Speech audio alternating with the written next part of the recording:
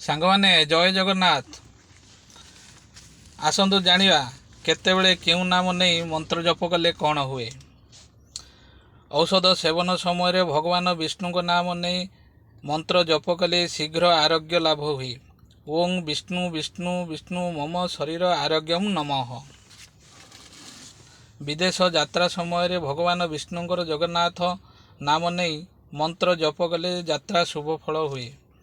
ଓଂ ଜଂ ଜଗନ୍ନାଥ ସ୍ୱାମୀ ନୟନ ପଥଗାମୀ ମମ ପ୍ରବାସୀ ଶାନ୍ତି କୁରୁ ନମଃ। ବିପଦ ବେଳେ ଭଗବାନ ବିଷ୍ଣୁଙ୍କର ରାମଚନ୍ଦ୍ର ନାମ ନେଇ ମନ୍ତ୍ର ଜପ କଲେ ବିପଦ ବିନାଶ ହୁଏ। ଓଂ ଶ୍ରୀଂ ଶ୍ରୀଂ ରାମାୟ ରାମଚନ୍ଦ୍ରାୟ ମମ ଦୁର୍ଗତି ହରଂ ନମଃ। ଭଜନ ସମୟରେ ଭଗବାନ ବିଷ୍ଣୁଙ୍କର ଜନାର୍ଦ୍ଦନ ନାମ ନେଇ ମନ୍ତ୍ର ଜପ କଲେ ବିଷତୁଲ୍ୟ ଖାଦ୍ୟ ମଧ୍ୟ ଅମୃତ ସମ ହୋଇଥାଏ। ଓଂ ଜଂ ଜଂ ଜନାର୍ଦ୍ଦନମ୍ ମମ ସ୍ୱାସ୍ଥ୍ୟ ବର୍ଦ୍ଧକଂ ନମଃ। ସଙ୍କଟ ବେଳେ ଭଗବାନ ବିଷ୍ଣୁଙ୍କର ନାରାୟଣ ନାମ ସ୍ମରଣ କରି ମନ୍ତ୍ରକୁ ଜପ କଲେ ସଙ୍କଟ ଦୂର ହୋଇଥାଏ। ଓଂ କ୍ଲିଂ ନାରାୟଣଂ ମଧୁସୂଦନାୟଂ ମମ ଆତଙ୍କବାଦଂ ହରାୟ ନମଃ। ଯାତ୍ରା ଅନୁକୂଳ ସମୟରେ ଭଗବାନ ବିଷ୍ଣୁଙ୍କର ଯାଦବ ନାମକୁ ସ୍ମରଣ କରି ମନ୍ତ୍ର ଜପ କଲେ ଯାତ୍ରା ସଫଳ ହୁଏ। ଓଂ ଜଂ ଜାଂ ଯାଦବାୟଂ ମମ ଯାତ୍ରା ସଫଳଂ କୁରୁ ନମଃ। ଶୋଇବା ବେଳେ ଭଗବାନ ବିଷ୍ଣୁଙ୍କର ପଦ୍ମନାଭ ନାମ ସ୍ମରଣ କରି ମନ୍ତ୍ର ଜପ କଲେ ଶୟନ ସୁଖକର ହୁଏ, ଦୁଃସ୍ୱପ୍ନ ଦୂର ହୁଏ। ଓଂ ପ୍ଲିଂ ପଦ୍ମନାଭ୍ୟଂ ନମଃ।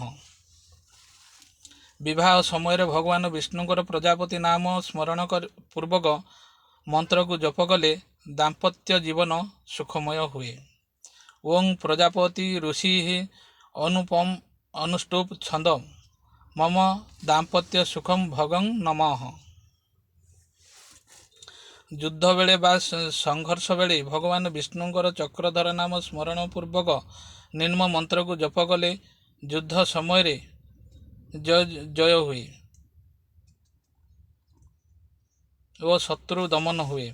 ଓଂ କ୍ଲିଂ ଚଂ ଚକ୍ରଧରଂ ଦେବଂ ମମ ଶତ୍ରୁ ବିନାଶାୟଂ ନମଃ।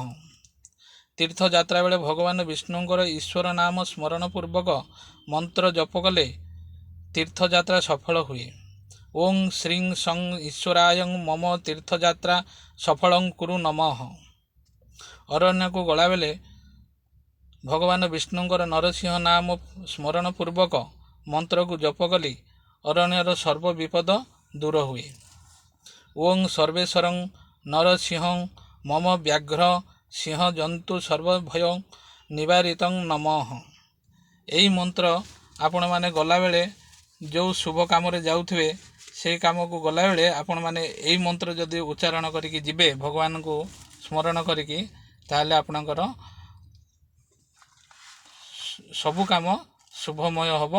ଏଇଥିରେ କିଛି ଅସୁବିଧା ନାହିଁ, ଆପଣ କରିପାରିବେ ଆପଣଙ୍କର କାମକୁ ହାସଲ କରିବା ପାଇଁ। ଜୟ ଜଗନ୍ନାଥ ଭାଇମାନେ, ନମସ୍କାର।